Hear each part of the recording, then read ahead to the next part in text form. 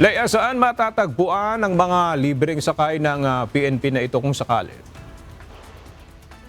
Magandang tanghali sa iyo, Aga. Matatagpuan ang mga ito dyan sa Maynila. Meron silang mga patrol na itinalaga para magbigay ng libreng sakay. Meron din sa Quezon City, Pasig at iba pang lugar sa Metro Manila.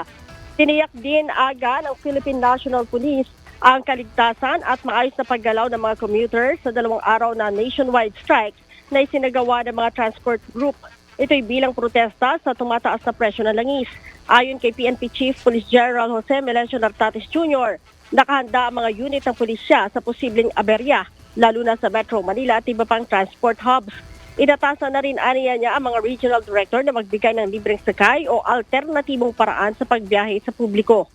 Layunin ng programang libreng sakay na mapagaan ang pasanin sa biyahe ng mga umaasa sa mga pampublikong transportasyon sa panahon ng welga. Kabilang sa mga grupong lalahok sa 2 araw na transport strike ay ang grupong Manibela, San Lakas, Buknuran ng mga gagawang Pilipino at Partidong Lakas ng Masa na may planong magdemonstrasyon sa Metro Manila, Luzon, Visayas at Mindanao. Umapila naman si General Nartates sa mga magpuprotesta na gamitin ang kanilang karapatan sa mapayapang paraan. Ang National Capital Region Police Office Aga sinabing nananatiling payapa ang transport strike ngayong araw. Ayon kay NCRPO spokesperson Police Major Hazel Asilo, wala pa silang naiulat na anumang untoward incidents. Nasa 114 individual area ang kanilang na-monitor na nakilahok sa protesta kaninang alas 10 ng umaga sa 13 lokasyon sa Metro Manila.